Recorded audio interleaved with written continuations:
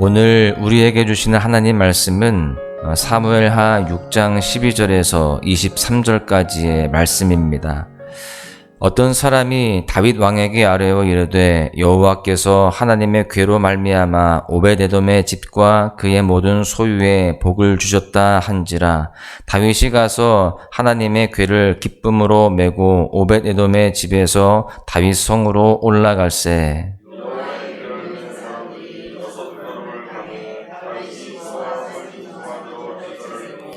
다윗이 여호와 앞에서 힘을 다하여 춤을 추는데 그때에 다윗이 배에 에봇을 입었더라.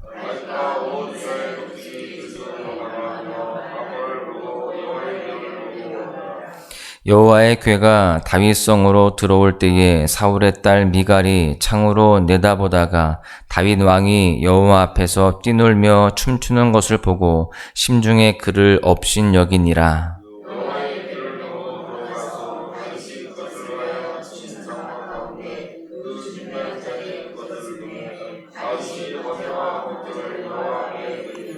다윗이 번제와 화목제 드리기를 마치고 만군의 여호와의 이름으로 백성에게 축복하고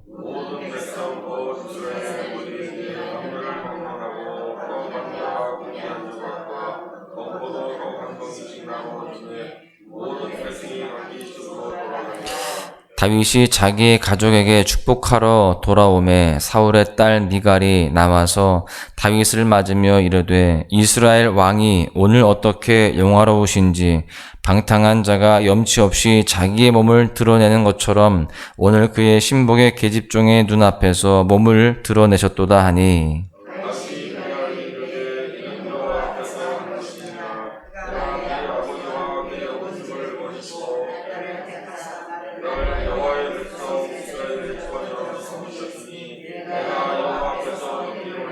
내가 이보다 더 낮아져서 스스로 천하게 보일지라도 내가 말한 바 계집종에게는 내가 높임을 받으리라 한지라. 그러므로 사울의 딸 미갈이 죽는 날까지 그에게 자식이 없으니라. 아멘. 여러분은 아주 기쁠 때 그 기쁨을 어떻게 표현하십니까? 춤을 추지 않고는 못 견딜 만큼 기뻤던 적도 있지 않으십니까? 여러분, 오늘 말씀해 보니까 다윗의 생애에 있어서 가장 기뻐하는 모습을 볼 수가 있는데, 그리고 얼마나 기뻤는지 그는 힘을 다해 춤을 출 수밖에 없는 그러한 모습이었습니다. 그렇다면 다윗이 무엇으로 인하여서 그렇게 기뻤을까요? 다윗은 하나님의 언약궤를 자신이 사는 다윗성으로 모실 때 그토록 기뻐하였습니다. 언약궤와 함께 있는 것이 그를 그토록 기쁘게 했다라는 것이죠. 여러분, 언약궤가 무엇입니까? 하나님께서는 출애굽 이후에 시내산에서 모세에게 성막을 만들라라고 명령을 하셨습니다. 그리고 그 성막 안에 있는 성물들 중에서 가장 중요한 것을 언약궤로 구분하시는데, 하나님은 조각목으로 상자를 만들고 금으로 그 상자를 입히도록 했습니다. 그리고 그 안에 하나님께서 모세에게 주신 하나님의 언약이 새겨진 두 돌판을 넣어두도록 하셨습니다. 이 언약궤는 성막의 가장 거룩한 곳인 지성소에 놓여지게 되었고요. 하나님의 임재를 상징하는 거룩한 물건이 되었습니다. 그런데 이 언약궤를 엘리 제사장 때에 블레셋 사람들에게 빼앗기게 되죠. 이스라엘 사람들이 블레셋 사람들과 전쟁 중에 있었는데 언약궤를 가지고 가면 승리할 것이다 라고 생각을 했습니다. 그래서 전쟁터에 언약궤를 가지고 갑니다. 그런데 그들의 생각과는 달리 이스라엘은 블레셋에게 지게 되고요. 거기에서 언약궤도 빼앗기게 되었습니다. 이스라엘은 그 일로 커다란 충격에 빠지게 되었어요. 반면 언약궤를 가져온 블레셋 사람들은 그 순간 신이 났습니다. 자신들이 섬기는 신 다곤이 이스라엘의 신을 이겼다라고 순간 좋아했던 것이죠. 그런데 그 기쁨도 잠시였습니다. 언약궤가 블레셋 진영에 들어온 다음 날부터 이상한 일이 일어나게 되었어요. 언약궤를 다곤 신전에 놓았는데 다곤 신상이 넘어져서 머리, 팔, 다리가 분리가 되게 된 겁니다. 그리고 언약궤가 있는 블레셋 도시에 전염병이 퍼졌어요. 그러니 이 블레셋 사람들은 자기의 도시에 언약궤가 오는 것을 꺼려하게 됩니다. 그래서 결국 블레셋 사람들은 언약궤를 새로 만든 수레에 실어서 이스라엘 진영으로 보내게 되었습니다. 그래서 언약궤가 이스라엘 마을인 바알레 유다로 오게 되었는데, 그리고 그곳에서 20여 년이 지나도록 그렇게 거기에 머무르게 되게 되었습니다. 그 긴 세월이 지나면서 많은 사람들의 생각 속에 이 언약궤가 서서히 잊혀져 갔습니다. 하나님의 임재를 상징하는 성스러운 언약궤는 그렇게 이스라엘의 변방 마을에 방치가 되게 되었다라는 것이죠. 그런데 다윗이 왕이 된 이후에 언약궤를 다윗성으로 모시면서 그렇게 다윗은 기뻐하고 또 즐거워했던 것입니다. 사람들은 삶을 살아가면서 여러 가지 기쁨의 순간을 맞이하게 됩니다. 계획한 일들이 잘 되었을 때, 또 시험에 합격했을 때, 또 병이 나았을 때, 또 연애를 할 때, 결혼을 할 때, 또 아이를 낳을 때, 또 하는 일들이 잘 될 때, 우리는 살면서 이렇게 크고 작은 기쁨들을 그렇게 수없이 경험하게 되죠.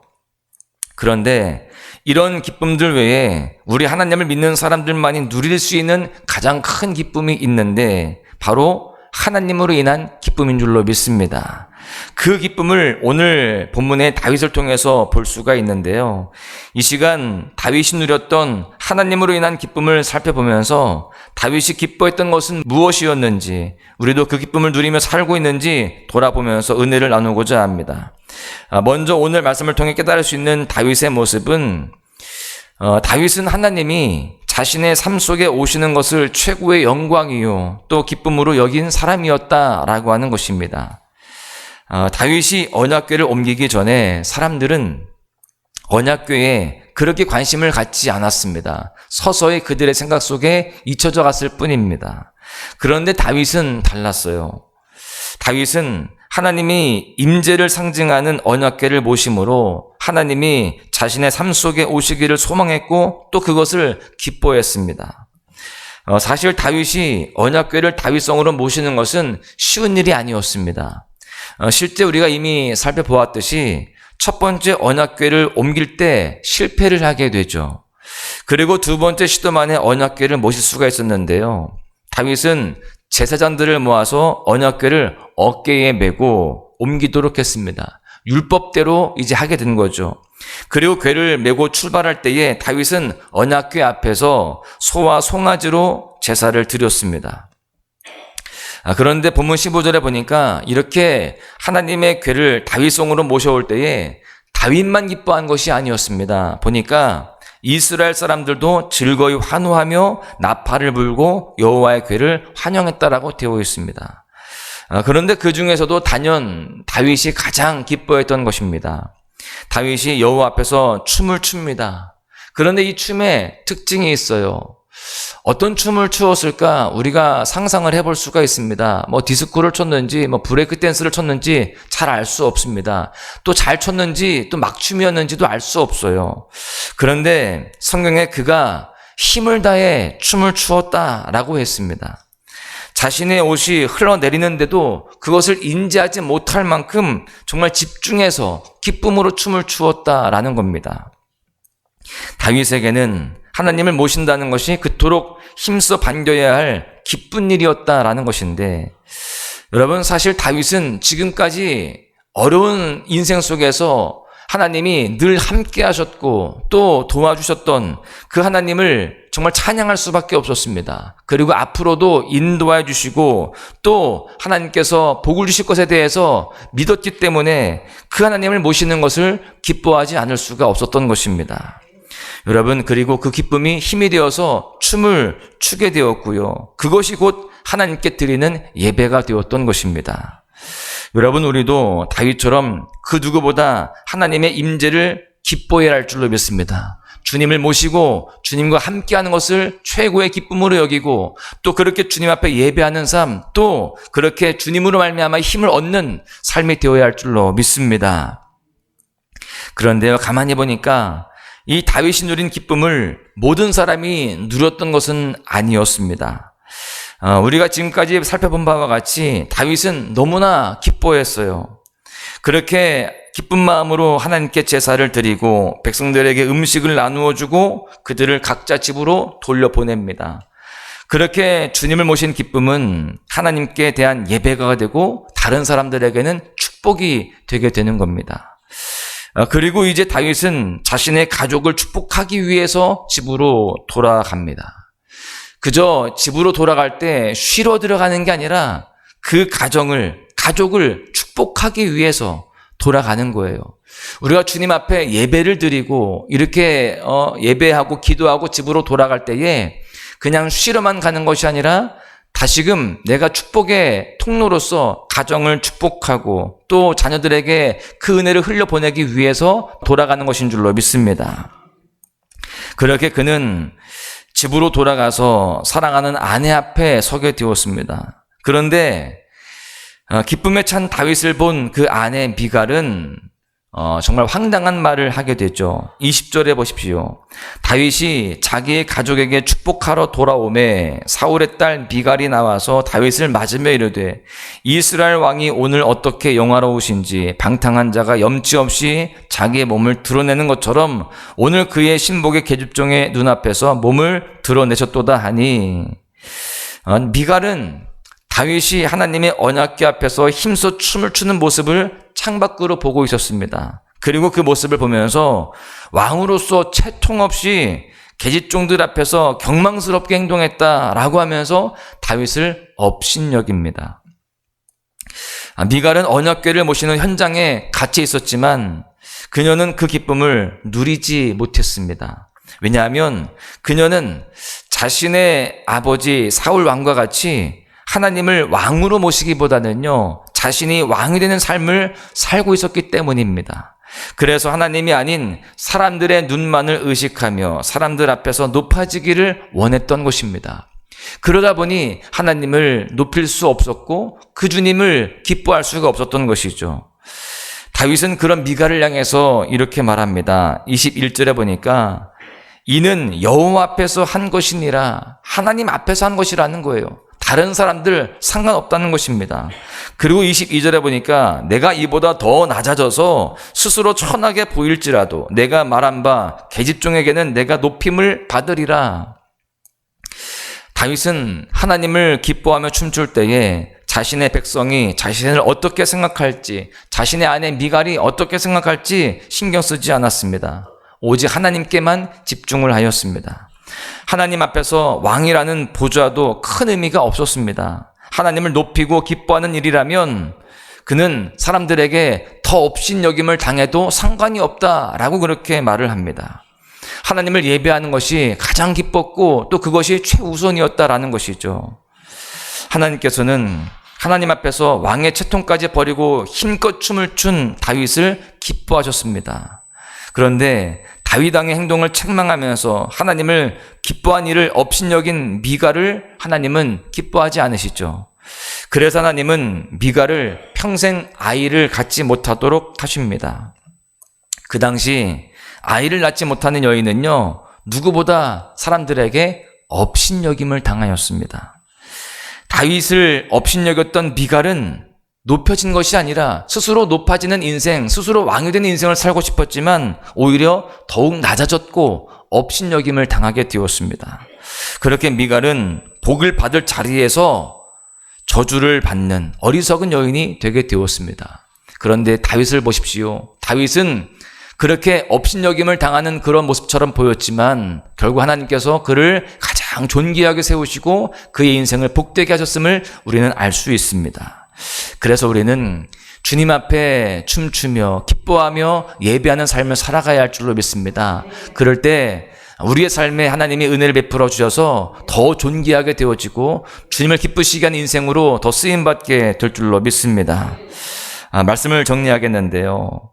다윗이 하나님의 언약궤를 모시며 기뻐하는 모습을 하나님도 보았고 또 미갈도 보았습니다.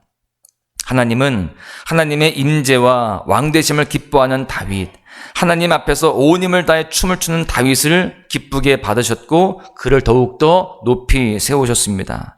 그런데 미갈은 하나님으로 인하여서 기뻐하는 다윗을 천하다고 보았습니다. 업신여겼습니다. 그 결과 미갈은 다른 사람들에게 업신여김을 당하는 인생이 되도록 그렇게 하나님이 낮추셨습니다. 여러분, 하나님이 우리 삶 가운데 오시는 것은 정말 어마어마한 일입니다. 이 세상을 만드신 창조주가 오시는 일이고요. 구원하시는 구원자가 오시는 일이고 심판하시는 심판자가 오시는 일입니다. 이러한 하나님을 맞이함에 있어서 우리가 다윗처럼 기뻐함으로 모셔야 되는 것이죠. 오늘날 미갈과 같이 하나님으로 인하여서 기뻐하는 삶을 업신여기고 또 방해하는 사람들이 우리 주변에도 있습니다. 그러나 우리의 삶이 하나님 앞에서 춤추는 삶으로 그럼에도 불구하고 그렇게 나아가야 되는 것입니다.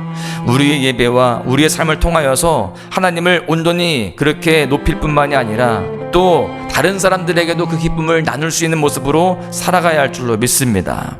오늘 하루도 그렇게 주님을 예배하고 주님 앞에서 춤추는 복된 날, 은혜의 하루가 되시고 또 그 은혜를 흘려보내는 축복의 통로가 되시기를 주님의 이름으로 간절히 축원합니다. 우리 주는 위대하며 능력이 많으시도다. 그의 지혜 무궁하며 인자는 영원하도다. 상한 자들 고치시며 상처를 싸매시도다. 별들의 수를 세시며 이름을 붙이셨도다. 그가 구름으로 하늘을 덮으시며 땅을 위하여 비 준비하시니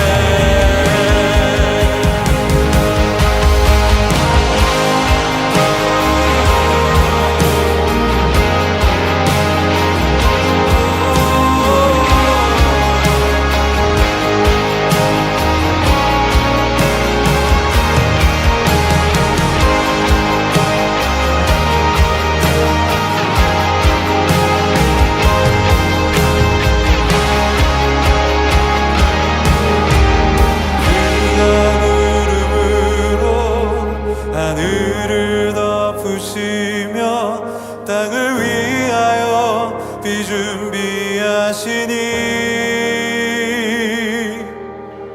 그가 부름으로 하늘을 덮으시며 땅을 위하여 비 준비하시니 함께 예루살렘아